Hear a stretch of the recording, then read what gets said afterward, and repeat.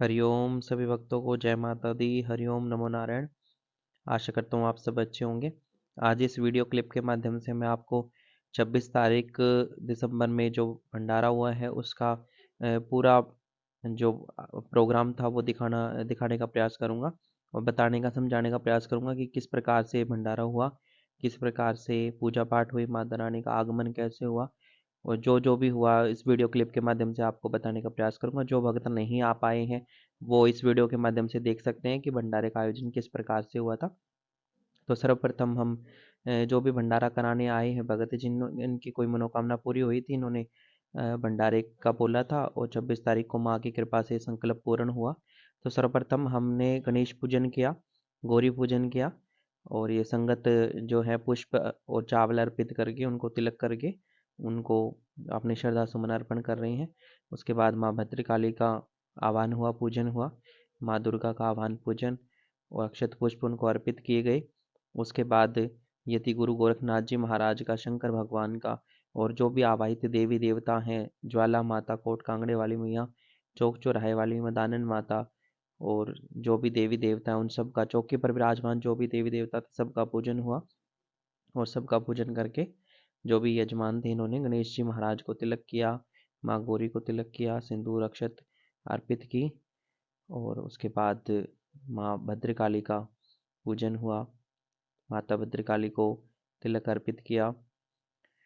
उसके बाद श्रद्धा सुमन इन्होंने माँ दुर्गा जी को तिलक लगाया और ये माँ की बहुत सुंदर चुन्नी लेके आए हुए थे, तो अपनी श्रद्धा से इन्होंने चुन्नी अर्पण की, माँ को माला अर्पण की, पुष्पों से बनी हुई बहुत सुंदर माला माँ को अर्पण की और ये चुन्नी माँ दुर्गा को अर्पण की, माला अर्पण की और ये पूजन यहाँ का करके जो भी जैसे चौक चौराहे वाली माता जो भी यहाँ के अधिष्ठात्री देवी हैं उनको इन्होंने माला अर्पण की, माता ज्वाला के नाम से माला चढ़ाई कोट कांगड़े वाली मैया की।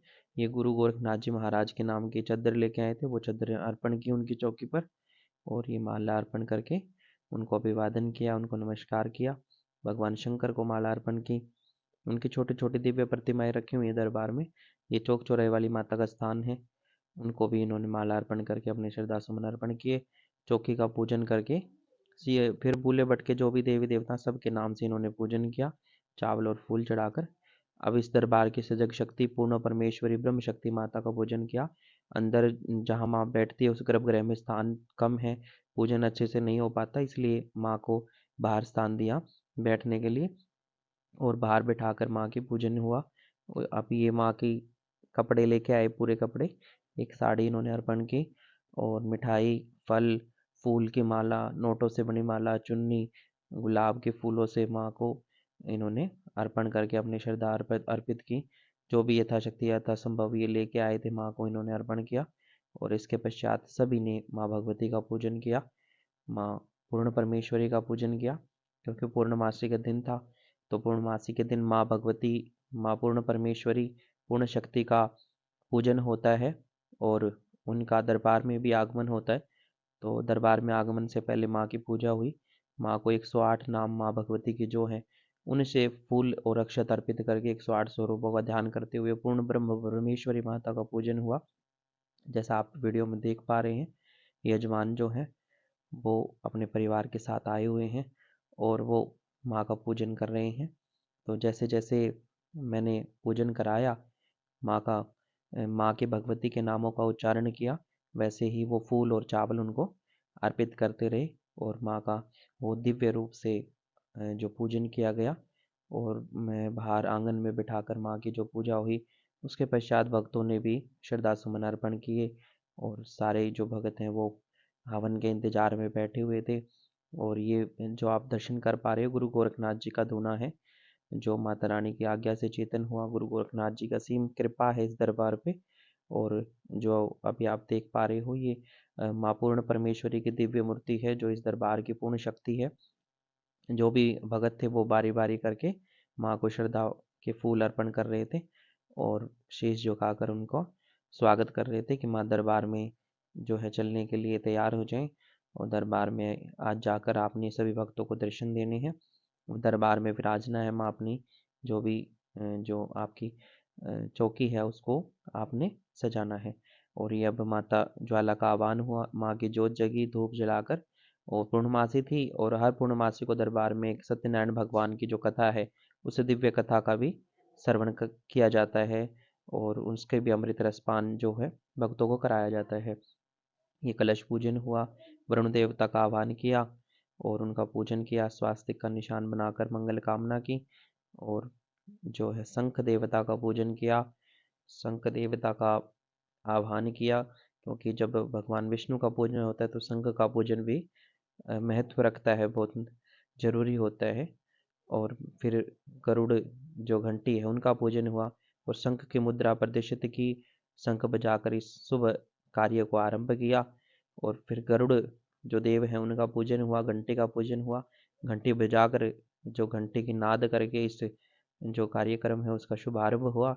और सभी भक्त बड़े उत्साह और बड़ी उमंग के साथ आए हुए थे, क्योंकि 26 तारीख को मौसम भी बहुत खराब था और उसके पश्चात भी बहुत सारे भक्त जो अनुयायी हैं माँ के समय से पहुंचे और सारे कार्यक्रम की शोभा बढ़ाई।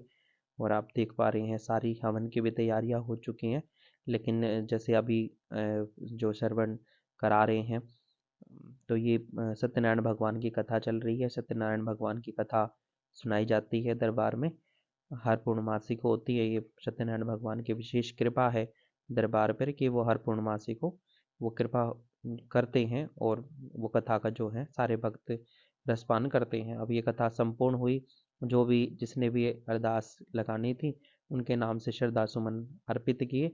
और ये 12 साल में कोई संगत से ही हैं, उनको लड़का हुआ था तो वो ढोल बैंड बाजे के साथ दरबार में हाजिरी लगाने पहुंचे।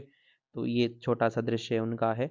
अब जैसे वो दरबार में आए तो उनका दरबार की तरफ से स्वागत हुआ, बच्चे का माँ को तिलक लगाकर पुष्पों की वर्षा करके और उनको माला अर्पण करके, क्योंकि पद यात्रा से पहुंचे हैं 40 किलोमीटर की पैदल यात्रा करके ये दरबार में आए, तो इनका स्वागत हुआ और माँ को शीश झुकाकर बच्चे का माथा टिकाया।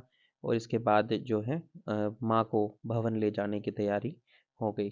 अब ये जोड़े से जो भी यजमान आए थे पूजन कराने, भंडारा कराने, ये यजमान को सौभाग्य मिला कि जोड़ी से वो माँ को लेकर चले, माँ की चौकी को लेके चले। तो सच्चे दरबारा वाली माता तेरी सदा ही जय।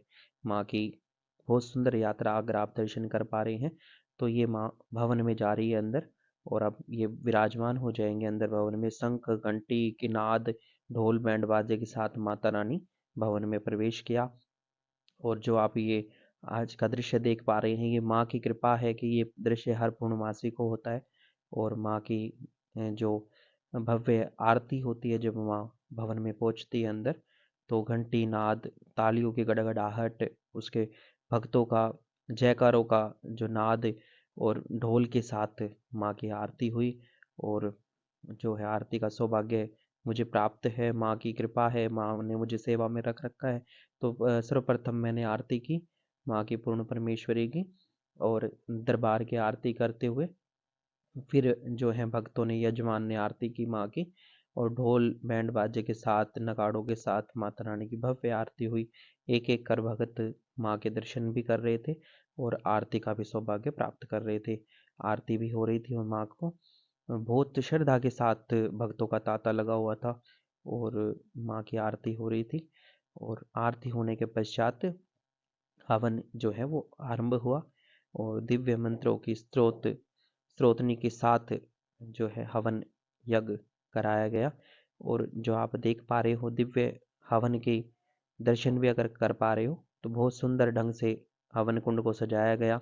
और जो भी है अपने क्षेत्रपाल लोकपाल देवताओं का, ग्राम देवता, स्थान देवता, पितृ देवताओं का आह्वान कर बहुत सुंदर तरीके से हवन को परिपूर्णता दी गई। और आम की शुद्ध लकड़ियाँ हवन में जो इस्तेमाल की जाती हैं, ये जो भी इनके स्टोर होते हैं आम की लकड़ियों के, वहीं से डायरेक्ट मंगाई जाती हैं ताकि उसमें कोई मिलावट ना हो किसी प्रकार की। तो शुद्ध लकड़ियों से शुद्ध सामग्री जो गोकुल से मंगाई जाती है, गुरुकुलों से मंगाई जाती है। और ये जो गोले लगाए गए पूर्ण आहुति के लिए जो भी संगत लेके आई थी, और घी की धार के साथ ये पूर्ण आहुति हुई हवन की। हर प्रकार से भगवान आपकी मनोकामना को सिद्ध करे। जो भी आप दर्शन कर पा रहे हो दिव्य कुंड के, दिव्य हवन के और इस यज्ञ के, क्योंकि बड़ा विशेष महत्व रखता है पूर्णमासी के दिन जो यज्ञ कराया जाता है, ये परिपूर्णता देने वाला है, सब प्रकार की मनोकामना को सिद्ध करने वाला है। और जो यज्ञ हुआ उसके बाद आरती हुई, और आरती करने के बाद भक्तों ने, जो भी यजमान आए थे भंडारा कराने, इन्होंने भोग लगाया। बहुत सुंदर ढंग से माँ की भोग आरती हुई, और भोग के बाद जयकारे की गूंज बहुत दूर तक सुनाई दे रही थी। भक्तों ने एक साथ मिलकर जयकारे लगाए, माँ को माथा झुकाया और अपनी जो श्रद्धा सुमन है वो अर्पण किए, उनको प्रणाम किया। यज्ञ देवता की परिक्रमा करके ये भक्त ने नाचते हुए माँ के दरबार में हाजिरी लगाई, और माँ को के जयकारे एक भजन के साथ माँ की जो आज ये कार्यक्रम है, ये हवन है, ये हमने पूर्ण किया। और कंजक पूजन जो है शुरू हुआ। कंजकों को बिठाकर, 9 कन्याओं को जिमा कर ये भंडारा आगे जो है शुरू किया गया। यहाँ कन्या पूजन जो आप देख पा रहे हो, ये भंडारे में नितांत आवश्यक होता है, क्योंकि माँ भगवती के नाम से जब भंडारे लगाए जाते हैं तो सबसे पहले 9 कन्याओं का स्वरूप मानकर उनको जिमाया जाता है, उनको खाना खिलाया जाता है और यथाशक्ति दक्षिणा देकर उनको विदा किया जाता है, और उसके पश्चात ही भंडारा खुलता है।